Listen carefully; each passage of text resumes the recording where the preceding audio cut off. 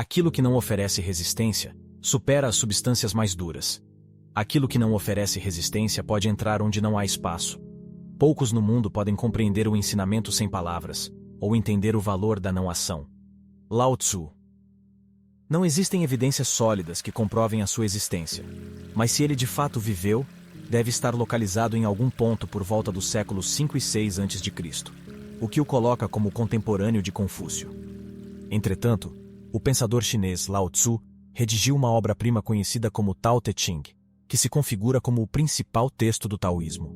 Um conceito amplamente reconhecido que surgiu da filosofia taoísta, o Wu Wei, que pode ser interpretado como inatividade, ação desprovida de esforço, ou a aparentemente paradoxal, ação através da inação.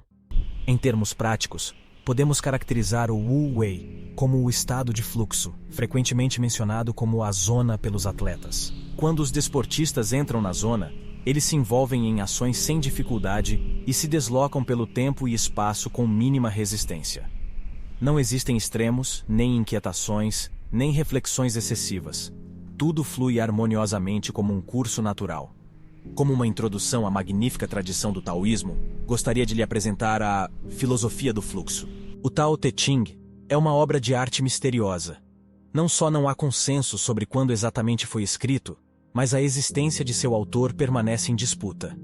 No entanto, uma coisa é certa: a profundidade desta obra deixou sua marca na humanidade até hoje. Sem falar que o Tao Te Ching é a obra mais traduzida da literatura mundial depois da Bíblia. A essência da filosofia taoísta é viver em harmonia com o Tao, também chamado de caminho. Então, o que é o Tao? Essa é uma pergunta que realmente não podemos responder e é inútil tentar. Nossa compreensão do Tao só vai tão longe quanto as limitações de nossa percepção. O que o Tao realmente é, e como ele se parece, sente, cheira ou soa, permanece um mistério. Além disso, o Tao de que falamos não é o Tao real, de acordo com Lao Tzu. Assim, a famosa abertura do Tao Te Ching é assim: o Tao que pode ser descrito não é o Tao eterno. O nome que pode ser pronunciado não é o nome eterno. Então, qual é o conhecimento acessível a respeito do Tao? Bem, os pensadores taoístas enfatizam de maneira recorrente que o verdadeiro Tao constitui uma abrangente força que transcende a nossa compreensão e permanece além do alcance dos sentidos. E embora possamos nunca chegar a um entendimento pleno do genuíno Tao, a meta é viver em conformidade com ele, algo que guarda uma notável semelhança com a perspectiva estoica em relação à natureza. Mas, como podemos coexistir harmoniosamente com o caminho? A literatura taoísta de fato não nos presenteia com um método concreto para atingir tal objetivo. Contudo, conseguimos encontrar numerosas indicações que apontam na direção da busca pela tranquilidade da mente, pela moderação dos sentidos, pela humildade e pelo cessar do esforço, a fim de nos sintonizarmos com a operação do universo. Pela humildade e pelo cessar do esforço, a fim de nos sintonizarmos com o fluxo do universo, essa quietude mental não significa necessariamente que nos sentamos em algum lugar com os olhos fechados. Os taoístas observam que a quietude da mente pode ser combinada com a ação, e se estivermos completamente no momento presente, nossas ações ocorrerão sem esforço, sem atrito e acompanhado por um foco nítido.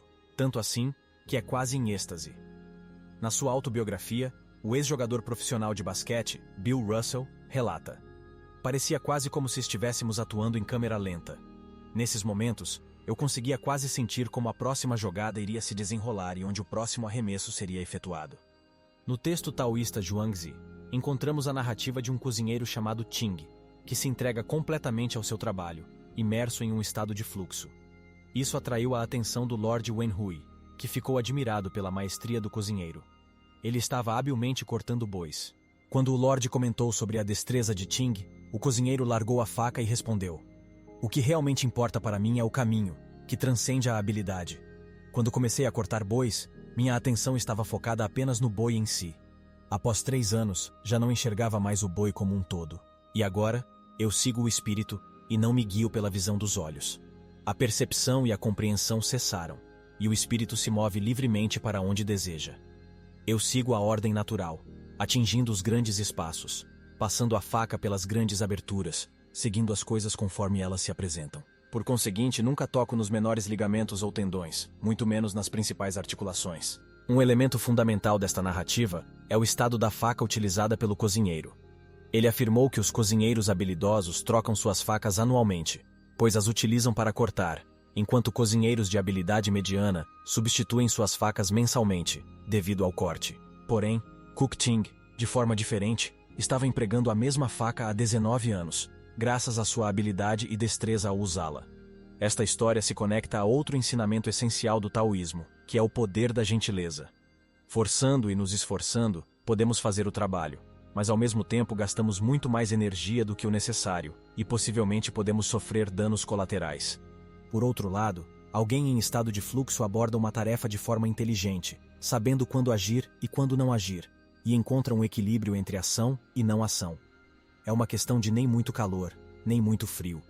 É o caminho de ouro entre a ansiedade e o tédio. A concepção subjacente à não-ação diverge do ideal ocidental de pressionar e trabalhar arduamente para alcançar resultados. Somos incentivados a ser ambiciosos, a exercer controle e a nos esforçar incessantemente. No entanto, muitos indivíduos enfrentam depressão, transtornos de ansiedade e distúrbios do sono. Estamos nos esgotando? Por vezes, menosprezamos a passividade e frequentemente a confundimos com preguiça. No entanto, estas são noções distintas. Quando observamos a natureza, a inatividade faz muito mais sentido do que o que frequentemente presumimos. Os resultados não estão diretamente correlacionados com a quantidade de energia que investimos. Os resultados são desencadeados por uma sequência de ações. Curiosamente, muitas dessas ações ocorrem naturalmente, e uma tarefa não demanda mais intervenção humana do que a necessária para direcioná-la corretamente. Não é assim que muitos problemas se resolvem por si mesmos? O taoísmo compara a vida a um rio. O rio já segue um trajeto ou diversos percursos, e assim que entramos neste rio, temos a opção de nadar contra a correnteza, segurar um galho à margem, ou nos soltar e seguir com o fluxo. Em grande parte das nossas vidas, lutamos contra a correnteza sem perceber. Nossa mente crê que pode e deve dominar o ambiente ao seu redor, para sobreviver, o que possui um quê de egocentrismo, já que a grande maioria dos processos, tanto internos quanto externos a nós, não estão sob o nosso controle. Vamos ser honestos, não comandamos os processos do nosso corpo, como a digestão, o fluxo sanguíneo ou a cicatrização de feridas. Não exercemos controle sobre outras pessoas, nem determinamos o futuro. Nós nem mesmo controlamos por quem nos apaixonamos e quais pessoas achamos atraentes. Tudo fora de nossas próprias faculdades segue em alguma direção, às vezes forçado pela inteligência, mas principalmente em um curso natural. Quando fluímos junto com a corrente, nos alinhamos com esse curso natural. Este é o caminho de menor resistência.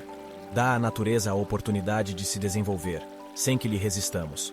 Portanto, o caminho taoísta é navegar pelo rio em vez de tentar controlá-lo. Algo que nunca vai funcionar. Outro aspecto do rio que caracteriza o taoísmo é a própria água. As características da água são a suavidade e a humildade que basicamente simbolizam a virtude taoísta. Aqui está uma citação do Tao Te Ching. O bem supremo é como a água, que beneficia toda a criação sem tentar competir com ela. Ele se reúne em lugares impopulares. Assim é como o Tao. A água pode parecer suave, mas triunfa sobre a dureza evidente na erosão das rochas. E a água não se limita a buscar os lugares mais baixos. Tampouco possui intenção, alvo ou desejo específico. Ainda assim, nutre tudo o que cruza o seu caminho. Trata-se de uma força vital notável, que realiza a obra divina de forma literal, porém sem qualquer ambição. A água é a substância mais suave e fecunda. Entretanto, nada supera a água em sua capacidade de vencer o que é árduo e inflexível, pois não há nada que possa rivalizar com ela. Se você já experimentou um estado de fluxo, há uma coisa que desaparece e só volta quando a mente pensante retoma o controle. Este é o foco nos resultados, ao invés da tarefa em mãos. Isso me lembra o conceito estoico de amor fati, que recomenda abraçar o resultado, seja ele qual for, e em vez de se preocupar com o futuro, focar no que está no presente. Não importa se você está completamente imerso em esportes, escrita, videogame ou dança. Quando você está em estado de fluxo, você esquece os resultados, a pressão, as ansiedades sobre o futuro, as falhas do passado. É só você e a tarefa em mãos. Você está completamente no presente. E a única maneira de fazer isso é deixando fluir. Soltar significa parar de nadar contra a corrente, parar de se agarrar a alguns galhos. Significa abrir mão do passado, abrir mão do futuro, focar inteiramente neste momento, e apenas vivê-lo, sem hesitação.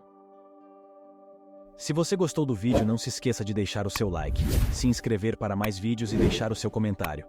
Te vejo na próxima, obrigado.